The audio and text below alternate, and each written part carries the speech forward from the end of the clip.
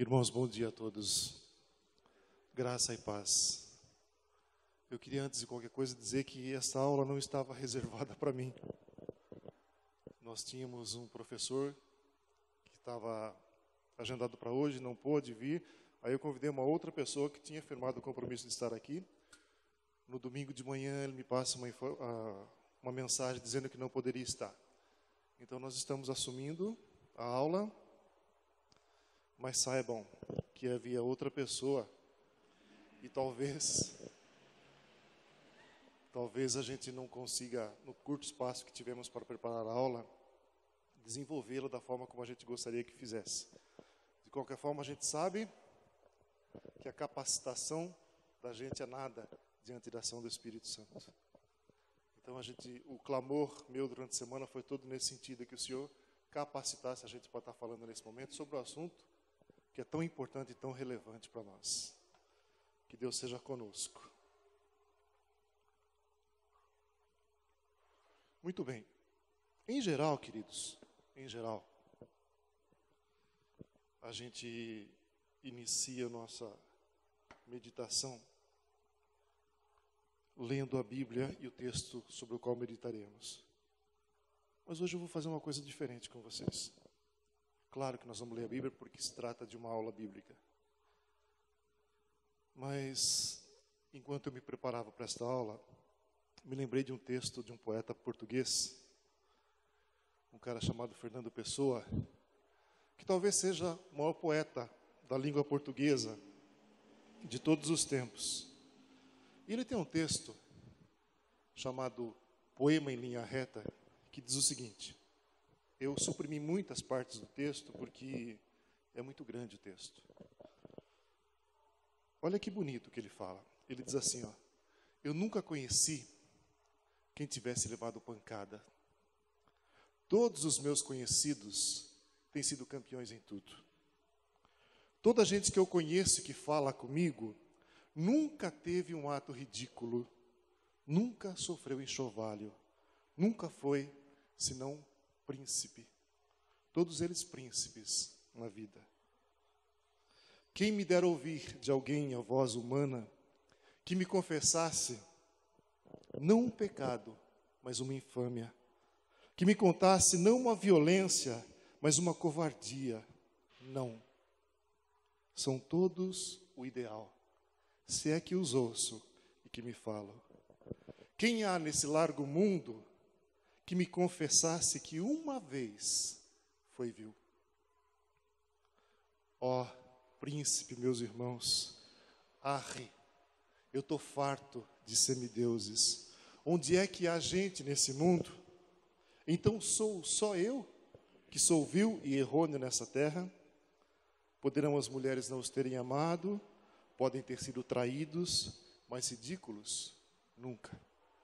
E eu, que tinha sido ridículo sem ter sido traído, como posso eu falar com os meus superiores sem titubear? Eu que tenho sido vil, literalmente vil no sentido mais mesquinho e infame da vileza. Esse texto do poeta é uma crítica para a sociedade da sua época. E ele se chama Poema em Linha Reta porque ele critica a postura de uma sociedade que acha que tem sempre que andar em linha reta. Uma sociedade que não se permite errar, nem se desviar para a esquerda, nem se desviar para a direita. Precisa ser sempre o ideal. E ainda que erre para a direita ou para a esquerda, ela continua afirmando, apesar de toda a sua fraqueza, que ela continua em linha reta. Trazendo o poema para o nosso contexto, a gente poderia dizer assim: arre, eu estou farto de supercrentes. Eu estou farto de supercrentes. De pessoas que miram, que andam em linha reta, que apesar de errarem para a direita ou para a esquerda, continuam batendo do peito e dizendo: eu sou um supercrente e nunca erro. Uma pena, uma pena. Hoje, o nosso texto vai nos falar de que devemos ser imitadores de Cristo, exatamente no sentido de que precisamos ser humildes, como Cristo foi. Cristo que se esvaziou da sua condição de Deus, se fez humilde por amor de nós. É disso que nós vamos conversar hoje. Antes, porém, eu quero orar mais uma vez, clamar da misericórdia do Senhor. Martins, por favor, nos coloque diante de Deus. Senhor nosso Deus, eterno Pai, estamos aqui, ó Pai, nesse momento, em estudo nessa escola dominical, nessa igreja, Pai. Abençoa os que aqui vieram para participar dessa palestra, Pai, desse estudo. Abençoe-nos a todos, que Teu Espírito Santo esteja aqui nesse local, administrando todas as palavras que aqui se falam, ó Pai. Toque nossos corações, para que sejamos ouvintes e aprendizes, ó Pai. Abençoe a Tua igreja, o Teu povo que aqui se reúne, seja com todos, ó Pai, e os demais trabalhos que se realizam aqui hoje, agora e à noite. Seja com todos, ó Pai, nos abençoe, nos guarde, abençoe o Teu servo que está à frente, que as palavras dele sejam suas, Senhor. Nós te pedimos tudo isso, ó Pai, em nome de Jesus Cristo, nosso Salvador. Amém. Por favor, Filipenses 2, então agora sim nós vamos mergulhar no texto. Filipenses 2, a gente vai ler até o verso 11. Se houver tempo hábil, a gente avança no texto, mas a princípio a gente vai ler até o 11. Filipenses 2, Filipenses 2, de 1 a 11. Quem quiser ler, por favor. O Ivan está com o microfone aqui. A Dani vai ler lá, Ivan.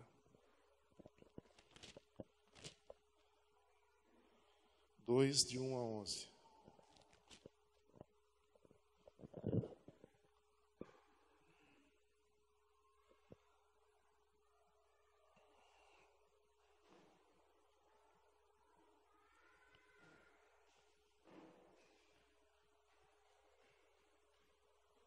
Microfone 3. Som. Por estarem unidos com Cristo, vocês são fortes. O amor dele os anima, e vocês participam do Espírito de Deus, e também são bondosos e misericordiosos uns com os outros. Então peço que me deem a grande satisfação de viverem em harmonia, tendo um mesmo amor e sendo unidos de alma e mente. Não façam nada por interesse pessoal ou por desejos tolos de receber elogios, mas sejam humildes e considerem os outros superiores a vocês mesmos. Que ninguém procure somente os seus próprios interesses, mas também os dos outros. Tenham entre vocês o mesmo modo de pensar que Cristo Jesus tinha. Ele tinha a natureza de Deus, mas não tentou ficar igual a Deus. Pelo contrário, ele abriu mão de tudo o que era seu e tomou a natureza de servo, tornando-se assim igual aos seres humanos e vivendo a vida comum de um ser humano. E ele foi humilde e obedeceu a Deus até a morte de cruz. Por isso Deus deu a Jesus a mais alta honra e pôs nele o nome que é o mais importante de todos os nomes, para que, em homenagem ao nome de Jesus, todas as criaturas no céu, na terra e no mundo dos mortos caiam de joelho e declarem abertamente que Jesus Cristo é o Senhor, para a glória de Deus, o Pai. Obrigado, Dani. Muito bem. Logo no início do texto, Paulo começa fazendo essa exortação. Se estamos em Cristo, nós temos alguma motivação. Veja, irmãos, a primeira fala de Paulo para a gente é o seguinte: quando ele coloca na condicional, quando ele diz, se estamos em Cristo, ele está dizendo o seguinte: só aqueles que são de Cristo são capazes de realizar aquilo que ele vai propor na sequência. Então veja, essa é uma carta escrita para crentes convertidos. Para pessoas que já tiveram uma experiência pessoal com o Senhor. Queridos, a gente evidentemente não sabe, e vocês também não sabem se eu sou um homem convertido ou não. E eu olho para vocês e também não sei nada disso. Eu não sei se todos que aqui estão tiveram a experiência transformadora de ter um encontro com Jesus na sua vida. Mas é assim, ó, a palavra de hoje é para quem teve essa experiência. E se você, porventura, na manhã de hoje falar, não me disse nada isso, a palavra não foi para mim, eu acho que está na hora de você rever alguns conceitos. Não porque sou eu quem está falando isso, mas é Paulo que está dizendo, olha, se existe alguma coisa em você de Cristo, aceite o que eu vou dizer na sequência. Aceite o que eu vou dizer na sequência. Olha lá que ele fala na frente. Se portanto estamos em Cristo, nós temos alguma motivação, alguma exortação, alguma comunhão, tudo se você é de Cristo. Alguma profunda afeição e compaixão. Completem a minha alegria, tendo o mesmo modo de pensar, o amor, um só espírito e uma só atitude. A exortação de Paulo, na sequência, é para dizer o seguinte: se é crente, querido, você é de Jesus, você teve uma experiência pessoal com o Senhor, univos. Univos. Paulo está falando para uma igreja que ele amava, uma igreja auxiliadora, mas uma igreja que passava por um profundo problema de divisão. De divisão. O apelo inicial de Paulo é para que a gente se una. Olha o que ele fala lá, tendo o mesmo modo de pensar. Essa parte para a gente soa um pouco esquisito, porque, evidentemente, nós que somos de diferentes formações, né? Somos de diferentes culturas, a gente foi educado a pensar de modos diferentes.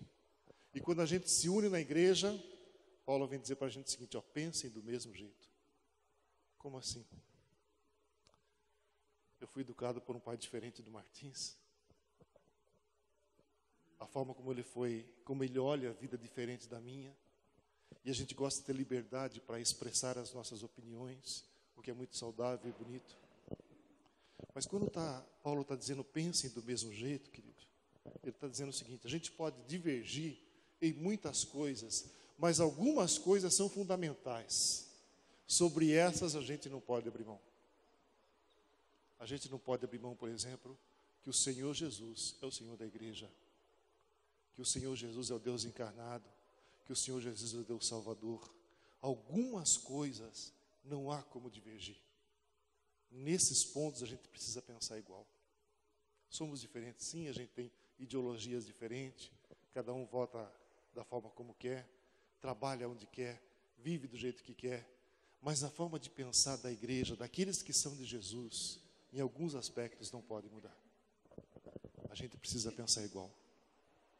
E ele diz mais na sequência, ó, tendo o mesmo modo de pensar, o mesmo amor. O mesmo amor.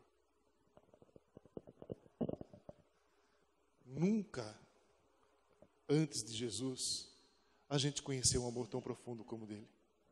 Nunca. Ainda nós que somos pais, quando a gente olha para as nossas crianças e diz assim, nunca pensei que ia amar alguém dessa forma. Só aqueles que conhecem a Jesus experimentaram o verdadeiro amor. O amor. O amor.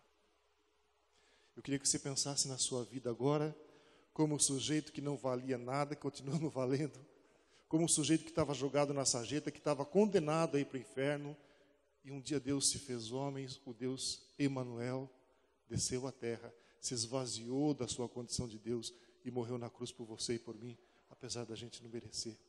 Esse é o verdadeiro amor. Então Paulo, quando está dizendo assim, ó, pensem do mesmo jeito, vivam o amor que vocês aprenderam a conhecer desse jeito. É profundo esse texto e isso nos dá a condição exatamente daquilo que nós somos, né?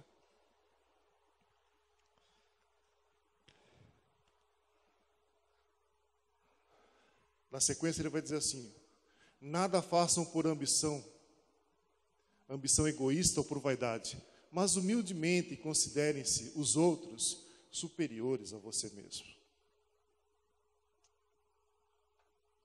Vocês já viram essa imagem aí ou não? Não dá para ver direito, né? Não está muito clara. Essa é a imagem de um... Já ouviram falar em Narciso? Já ouviram falar em pessoas narcisistas? Certamente. Essa imagem, ela tenta reproduzir Narciso. Narciso é um personagem da mitologia grega. E a mãe dele, diz a lenda, que olhava para o seu filho e falava: nossa, como meu filho é bonito.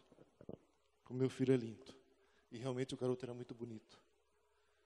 E ela procura por um sábio e diz assim: o que eu faço com tanta beleza do meu filho, né? E o sábio diz o seguinte: realmente ele é muito bonito, mas o dia que ele olhar para o espelho, ele vai morrer. Ele vai morrer. E o garoto foi se desenvolvendo, e quando ele chega na adolescência, realmente se torna um garoto muito bonito. Muito bonito. Uma menina se interessa por ele, ele a rejeita, não quer saber dela. E um dia, ele que nunca tinha olhado para a sua própria imagem, vai até um lago de águas límpidas para beber da água, olha para a sua própria imagem e se apaixona. Nossa, como eu sou lindo. É por isso que se diz que narcisista são as pessoas que adoram o espelho, né? Se acham muito bonitas. É por isso que Caetano fala naquela canção: Narciso acha feio o que não é espelho.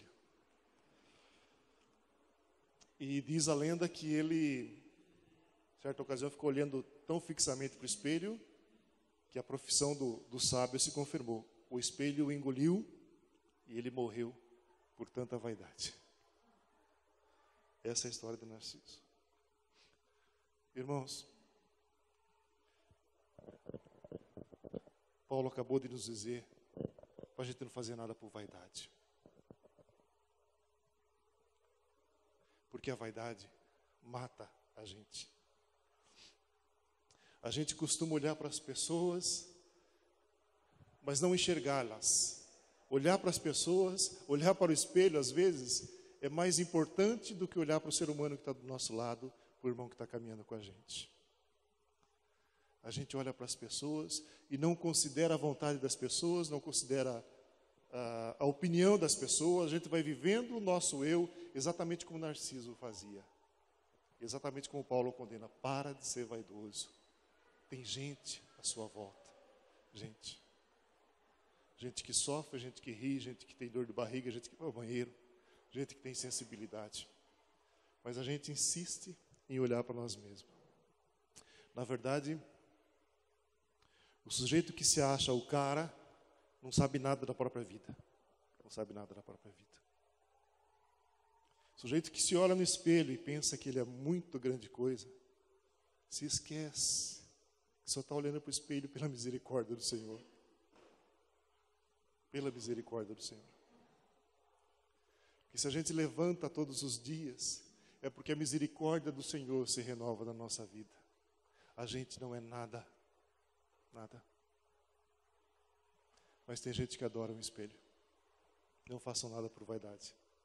Considere as outras pessoas. Considere as outras pessoas. Viu? Olha para você mesmo. Olha para você mesmo. Não como Narciso fazia, mas para enxergar os seus próprios defeitos. No ano passado nós tivemos uma série chamada Sem Medo do Espelho. Era uma série que desafiava você a olhar para o espelho, mas não como Narciso fazia, mas olhar para o espelho e enxergar os seus próprios defeitos. Isso é muito difícil para nós. A gente continua sendo aquele cara que o poeta descreveu, aquele que olha em linha, só gosta de andar em linha reta, não se desvia para o lado. Não erra de jeito nenhum. É possível que eu não me lembre direito, que já faz muito tempo que eu li o livro. Eu vou reproduzir aqui um capítulo de um livro que a maioria de vocês já leu, eu tenho certeza. O livro do Pequeno Príncipe. Em dado momento ele chega num asteroide, não sei quantos vão se lembrar disso. E ele encontra um rei sentado num trono, e era um asteroide pequeno, só cabia o rei e o seu trono ali. E ele chega para o rei e diz assim: quem é o Senhor? O rei diz: eu sou o rei, eu mando em tudo aqui. Mas como só tem o Senhor aqui? Eu sei, mas eu mando em tudo aqui. Todas as coisas estão subordinadas a mim, todos são meus súditos. Quando eu mando a estrela brilha. Quando eu mando o sol se pôr, o sol se põe. E o príncipe diz para ele o seguinte: nossa, eu adoro ver o pôr do sol. Faz com que o sol se ponha para que eu possa vê-lo.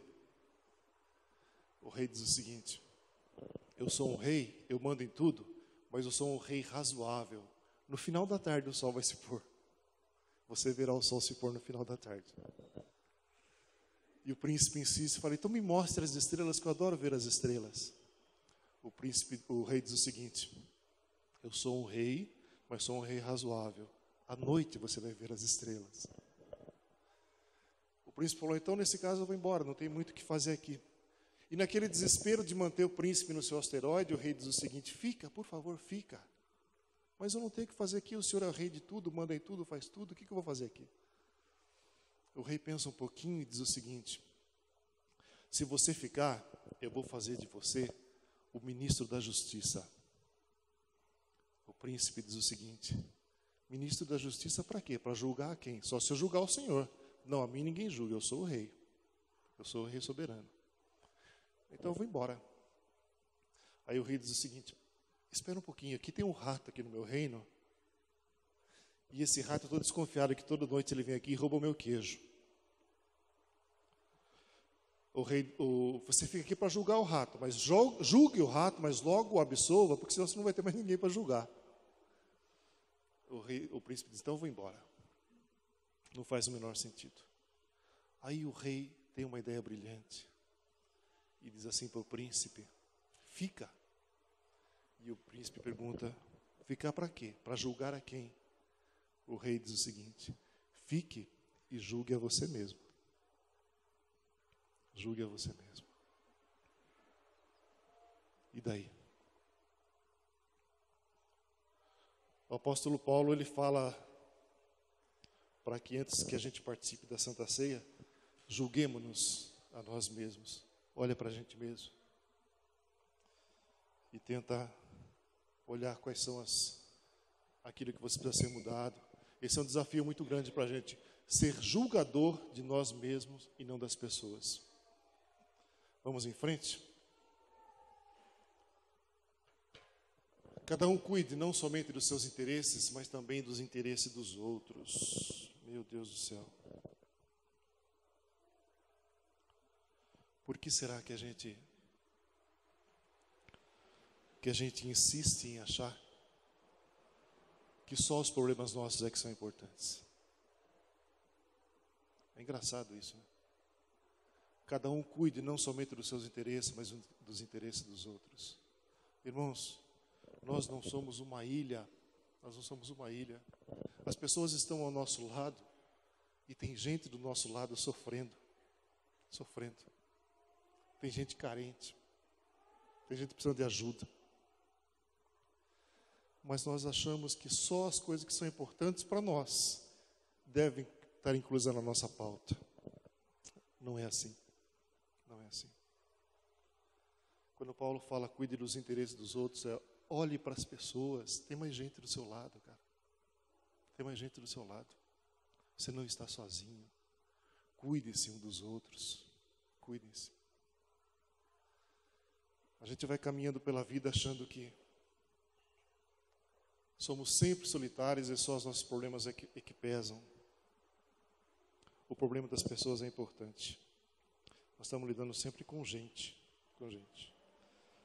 Eu me lembro de que a Arlete dá aula aqui para as crianças e ela chegava em casa que achava muito engraçado, porque um dos meninos quando ela pedia para alguém orar, qual o motivo de oração, logo no início da aula e tal, o garoto dizia assim: eu queria que vocês pedissem pelo meu cachorrinho Pipoca, que fugiu 2 vezes de casa essa semana. E a gente fica perguntando o seguinte: qual a importância que o Pipoca tem para aquele garoto, né? Para mim, nenhuma. Só as coisas que são importantes para nós é que têm relevância. E os nossos meninos, os nossos filhos, será que quando eles saem para a rua não tem os seus desafios, não tem as suas angústias, os seus medos? A gente precisa olhar para as pessoas, daqui a pouco a gente vê, ó, e sentir empatia pelo problema dos outros. Vamos em frente.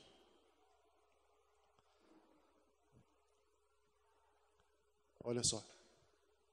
Não nessa carta, mas escrevendo aos Romanos, Paulo diz assim, ó, mesmo Paulo que escreveu Filipenses diz o seguinte: alegrem-se com os que se alegram e chorem com os que choram.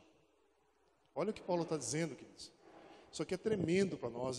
Sinta o problema dos outros, viva o problema do outro, coloque-se no lugar do outro. Coloque-se no lugar do outro. Isso se chama empatia, diferente de simpatia. Não vai dar para ler direito, né? O Augusto Cury escreveu o seguinte: a capacidade de se colocar no lugar do outro é uma das funções mais importantes da inteligência. Demonstra o grau de maturidade do ser humano. Olha o que ele fala, que bacana isso. Se colocar no lugar das pessoas não tem a ver tem a ver com inteligência, tem a ver com humildade de ser humano, de ser pessoa. Achei bacana quando o Alex esteve fazendo a aula dele aqui, a palestra dele aqui, ele disse o seguinte: por que será que Jesus chorou diante do túmulo de Lázaro, se ele sabia que na sequência Lázaro seria ressurreto?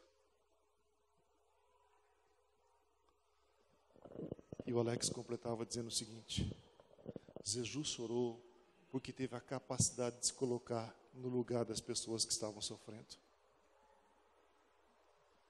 Ele viu o sofrimento daqueles que amavam Lázaro, se colocou no lugar deles e chorou. Ele sabia que Lázaro ia ser ressuscitado, sabia. Nós perdemos a capacidade de nos colocar no lugar das pessoas, infelizmente. A gente vai caminhando pela vida, brigando pela nossa sobrevivência, e ainda que a gente tenha que atropelar alguém pelo caminho, a gente faz isso e não se importa com os outros. Lamentável, não é pena. Nós precisamos, irmãos, criar atitudes que nos aproximem dos outros, que façam com que a gente crie pontes entre eu e você, entre os irmãos, viver a humildade que Cristo pregou. E, infelizmente, às vezes a gente faz exatamente o contrário. Eu separei aqui umas coisas, na verdade não foi eu quem separei, eu peguei isso aqui na igreja lá do Campolim. Procedimentos arrogantes que complicam os nossos relacionamentos, olha só. Por que será que às vezes a gente consegue criar obstáculo entre nós e os nossos irmãos? E aquele pastor, o pastor Renato, ele diz o seguinte: uma das coisas que criam esse obstáculo é exatamente fazer comentários autopromocionais. Vocês já conversaram com gente que você começa a falar com ele, o sujeito só sabe fazer autoelogio? Eu sou o cara, eu tenho isso, eu sou aquilo. Outro dia eu estava correndo aqui na praça,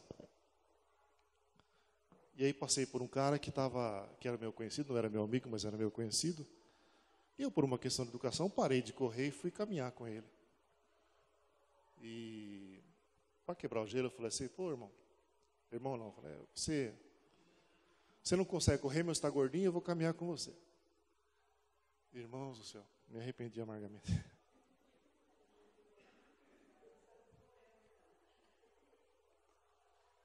Depois de uns 5 minutos assim de conversa, o cara só sabia dizer assim: ó, eu sabia que o cara tinha sido traído pela esposa, tinha sido abandonado pela esposa, estava com 2 filhas pequenas em casa, 2 crianças pequenas em casa, mas o cara só foi falando das coisas que ele conseguiu na vida. Eu tenho isso, eu tenho aquilo, eu sou funcionário não sei de que empresa, eu sou isso ou aquilo. O cara foi se auto-elogiando, jogando confete nele mesmo. Em dado momento ele falou assim para mim: amanhã eu vou para São Paulo. vou pegar um adesivo lá. Um adesivo. Aí ele teve que explicar para mim que eu não entendi nada. Ele falou assim que ele queria me dizer que tinha uma moto Harley. Ele ia colocar um adesivo, vou buscar um adesivo para colocar na Harley dele. Nossa, me fez mal aquela conversa. Eu só ouvindo. Quem é que aguenta conversar com gente que só sabe se autopromover?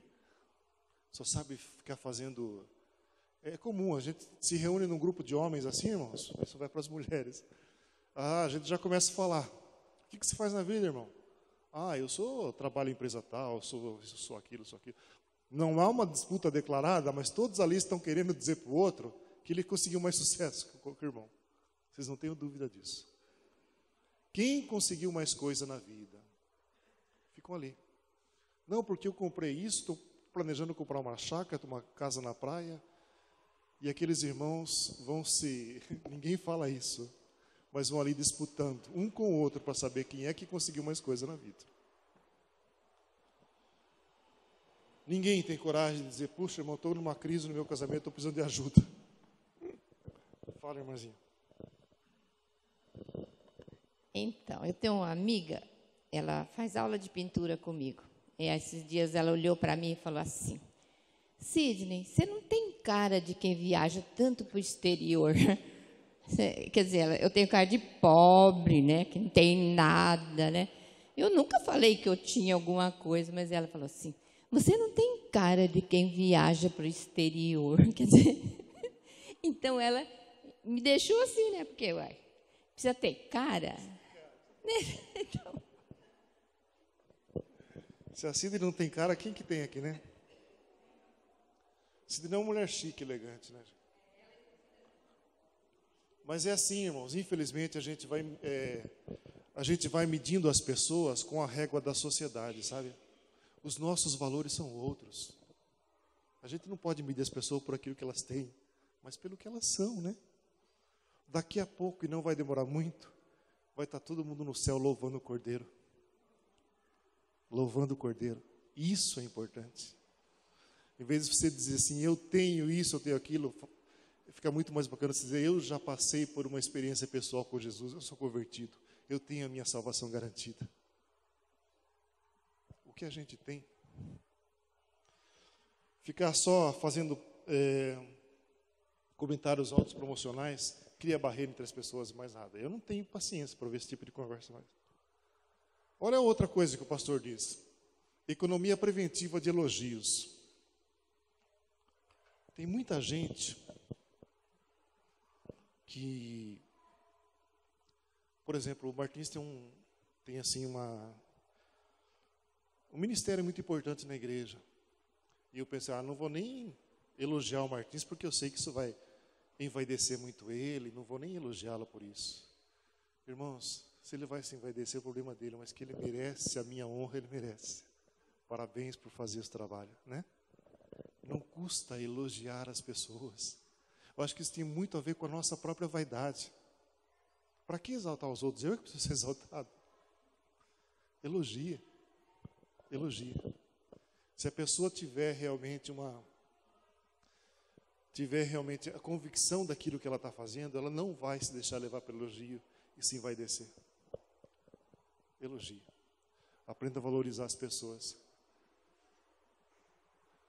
Essa aqui eu achei demais. Crítica indireta com poder destrutivo. Isso aí a gente vê um monte no Facebook da vida, né? Você está conversando com a pessoa que quer dizer algo para ela e cita uma pessoa lá da frente. Você fala, nossa, cita uma terceira pessoa. Fala assim, nossa, aquele fulano é metido, hein?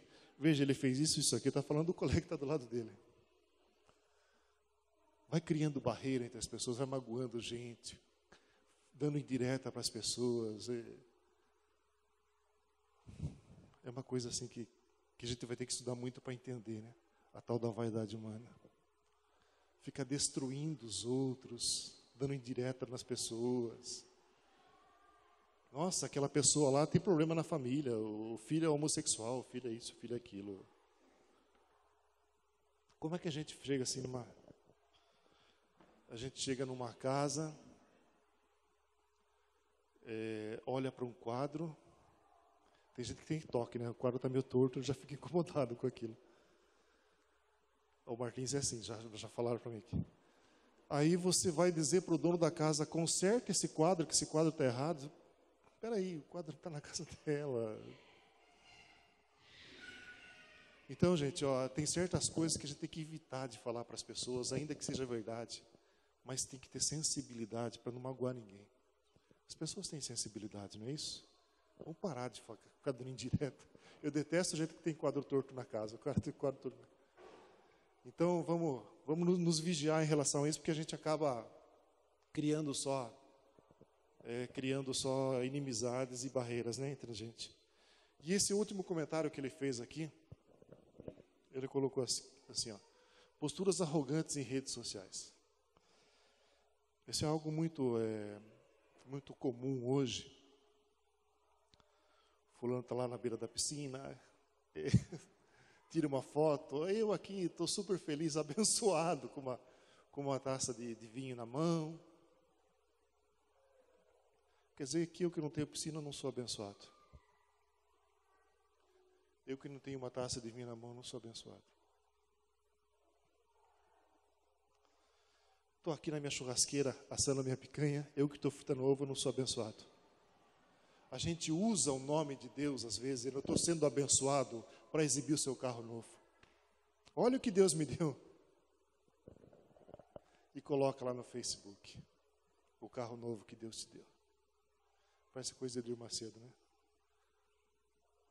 Irmãos do céu, irmãos, não se exponham desse jeito.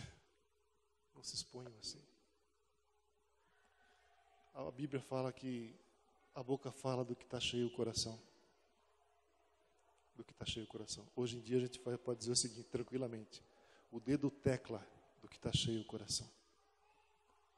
Tranquilamente. Cuidado com o que você coloca em redes sociais. Porque você acaba criando barreiras, viu? Criando barreiras. Eu sei que Deus tem te abençoado em muitas coisas. Mas a Bíblia diz o seguinte, ó. Quando você quiser orar, vá para o teu quarto lá, escondidinho, você e seu Deus, você ora e Ele vai te ouvir. Se você quer agradecer ao seu Deus, não precisa colocar em rede social. Consegui um emprego novo, amém, glória a Deus, mas é um problema seu e de Deus. Olha meu carro novo, olha minha moto nova, estou aqui assando uma picanha com a minha família, que gostoso. Essas posturas arrogantes destroem relacionamentos, viu? Destroem relacionamentos. E não sou eu quem estou dizendo, não. Olha só, que tá essa psicodramista que ela escreveu a respeito disso. Olha só. Qual o objetivo de postar fotos de uma sobremesa refinada ou de um jantar romântico? Preciso mostrar para o outro o que eu tenho. Mas será que eu estou tão certa do que tenho mesmo? Questiona. A exposição pública constante de algo pessoal pode ser interpretada como uma necessidade de autoafirmação.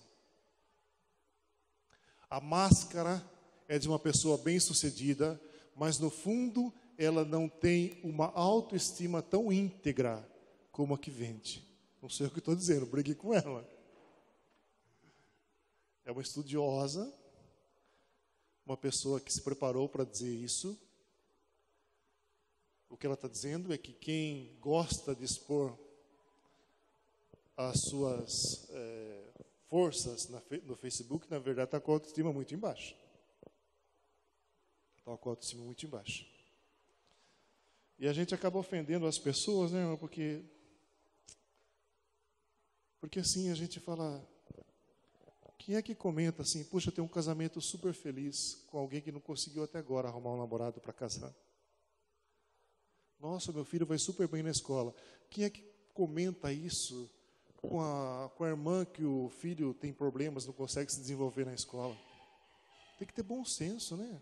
Um pouquinho de bom senso não faz mal para ninguém.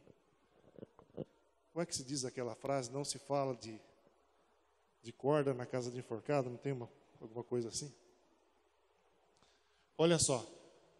Tem outra posição aqui, ó, de uma outra professora da Unesp, que enxerga a exposição em excesso como um indício de desequilíbrio. Olha só, desequilíbrio. Mostrar que comprou um carro novo na internet tem a ver com insegurança.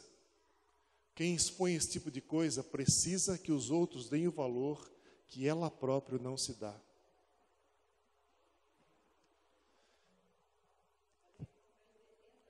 Está com um carnezão de 2 quilos na mão. Então a gente precisa tomar cuidado com isso, viu, irmãos? A gente não precisa ser o cara que o Fernando Pessoa descreveu. A gente erra, pisa na bola, a gente não precisa ser super crente o tempo todo. E a gente não precisa ser aquela pessoa bem-sucedida o tempo todo. Perdi emprego, meu Deus, me ajuda, me socorra. Me socorra. Isso ninguém coloca. Simplificando, eu acho que você falou em espelho, a gente teria que se espelhar, a pessoa olhar para a gente e ver o espelho, ver Cristo, né? Essa é a atitude. Ou a gente exalar o perfume de Cristo, foi o que o apóstolo Paulo falou. Essa é a verdade, assim que a gente tem que proceder, né? Isso mesmo. A gente vai encerrar dizendo justamente isso. Mas então, cuidado com isso, tá, irmãos? Porque a gente vai escrevendo as coisas e não sabe quem a gente está magoando. Vamos em frente.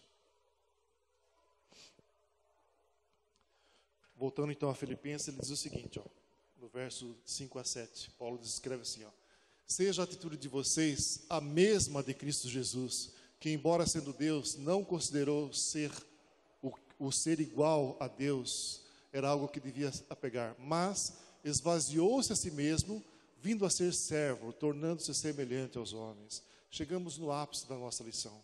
É assim, ó. O tema da lição é: sejam imitadores de Cristo. Cristo fez exatamente o contrário daquilo que a gente gosta de fazer. Ele se humilhou. Se humilhou.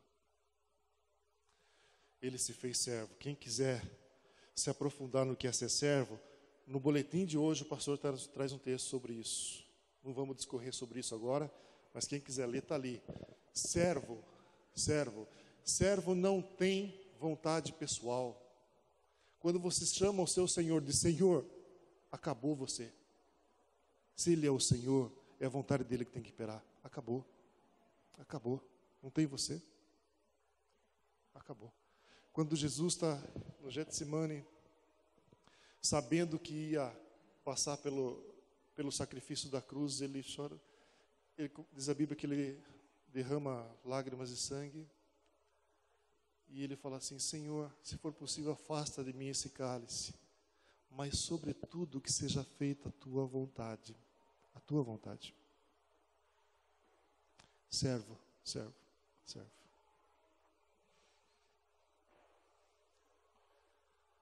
Dói. Não é fácil abrir mão de direitos em prol de outra pessoa. O servo simplesmente obedece. O próprio Jesus diz lá em Mateus, né? Aprendam de mim, pois sou manso e humilde de coração. Manso e humilde de coração. Paulo, no início da carta de Filipenses, Paulo se coloca justamente nessa posição que a gente não gosta. Servos. Aquele que abre mão dos seus direitos pelos outros. Eu e Timóteo somos servos de Jesus, servos. Não tenho nada para acrescentar. Seguindo Filipenses ainda, ele diz o seguinte: quem é Deus que efetua em você tanto querer? Pois é Deus que efetua em você tanto querer quanto realizar de acordo com a boa vontade dele. Irmãos, eu tenho um filho, meu filho mais velho. O menino tem um monte de problema, mas na escola ele é genial. Só tira nota 10, é o primeiro aluno da classe, dentro da série dele, não só na classe, ele é o melhor aluno. E ele gosta de bancar o bam. Adora. O menino vaidoso demais. E eu falei: filho, você gosta disso daí? Ele gosta. Mas saiba de uma coisa: tanto o seu querer quanto o seu realizar. É Deus quem te dá. Reconheça isso. Se não fosse da vontade de Deus, nem vontade de estudar você tinha. Eu acho curiosa a postura de alguém que diz: eu batalhei, eu consegui, eu cheguei lá, eu sou o cara. É Deus quem coloca em você o querer, o buscar e o realizar. Você não é o cara. Você não é o cara. Se você está motivado para o teu trabalho, exalte o nome do Senhor que tem colocado motivação no teu coração. Mais nada. É Deus quem coloca em você o querer. Tudo que nós somos, tudo, nós dependemos da misericórdia do Senhor. Tudo. O querer e o realizar. A gente fica muito feliz de ver, irmãos, a gente vencendo na vida, crescendo. Glória a Deus por isso. Mas a gente precisa reconhecer que da gente não há nada. Da gente não é nada. É tudo Deus realizando, é Deus realizando. Deus colocando em nós o querer e o realizar. A gente não levanta da cama para trabalhar se Deus não colocar motivação no coração da gente. Não levanta. Tem muita gente, irmãos, muita gente, que não consegue sair da cama, vítimas de uma doença chamada depressão. Deita na cama e não tem motivação para se levantar. Fica ali, aguardando não sei o quê. Sabe lá o que se passa na cabeça de uma pessoa doente. Mas é assim. Se não fosse o Senhor na nossa vida, nem levantar da cama a gente consegue. Então, se você está motivado para o trabalho, amém. Se você está motivado para estudar, amém. Mas saiba que isso não é mérito seu. É Deus quem coloca em você tanto querer quanto realizar.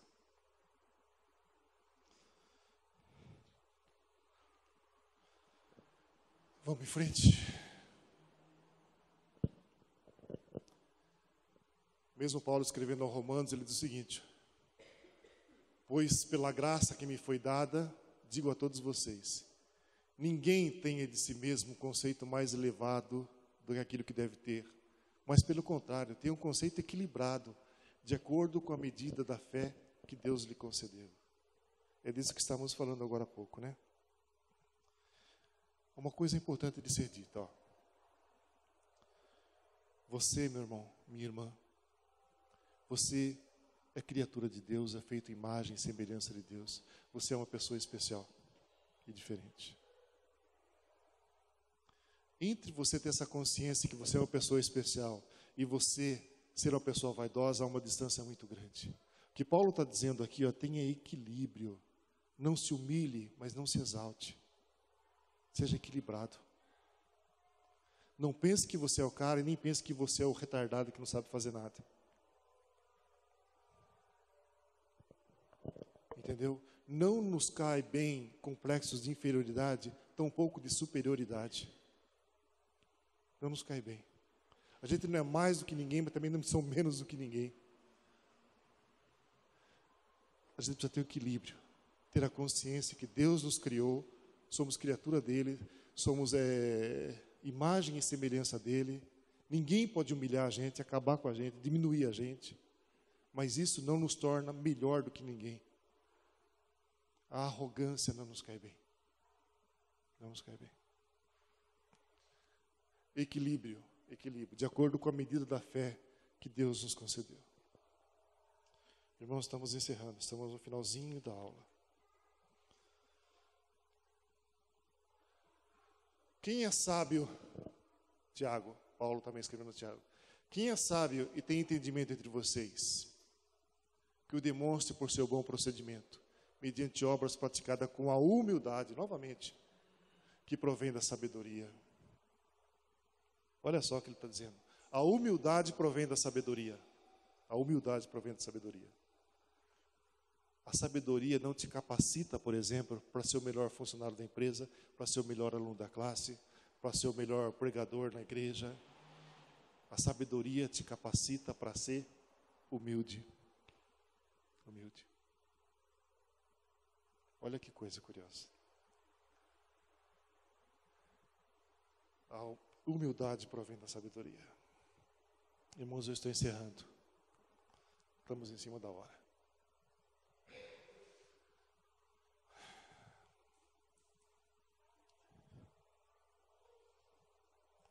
Retomando o tema da lição,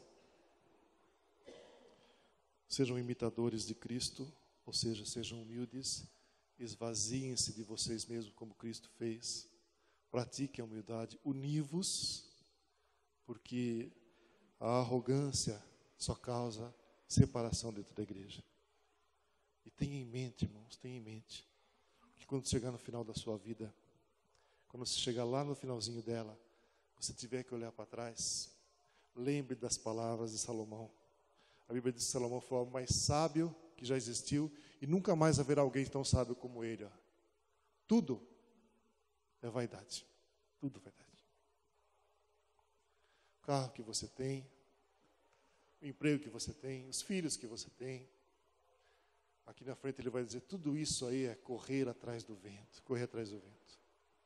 O que vai valer no final da sua jornada é aquilo que você viveu com o seu Deus. É aquilo do que nós falamos agora há pouco, né? A experiência da conversão. A experiência de uma nova vida. É isso que você tem que buscar. O resto é vaidade. Não permita que a vaidade separe você dos seus irmãos. Uni-vos, uni-vos. Respeite as pessoas, esvazie-se de você mesmo e viva como Cristo ensinou a viver. Amém, irmãos? Alguém quer falar alguma coisa? Eu estou encerrando.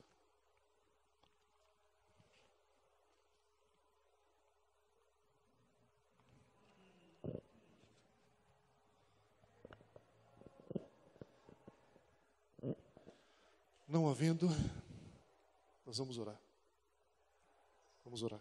Vamos clamar da misericórdia do Senhor para que Ele nos capacite para viver da forma como Ele quer que a gente viva. Nós somos criados com um propósito, que a vaidade não impeça a gente de viver os propósitos de Deus para os quais fomos criados. Santo Deus, em nome de Jesus, toda a honra, toda a glória, todo o poder, todo o louvor sejam dados a Ti, ó Pai. Tu és o Deus criador de todas as coisas. Não há Deus como o Senhor, Pai, não há Deus como o Senhor.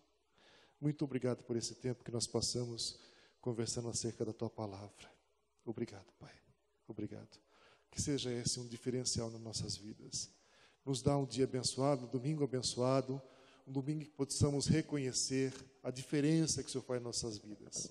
Que seu nome seja exaltado, louvado em todos os confins da terra.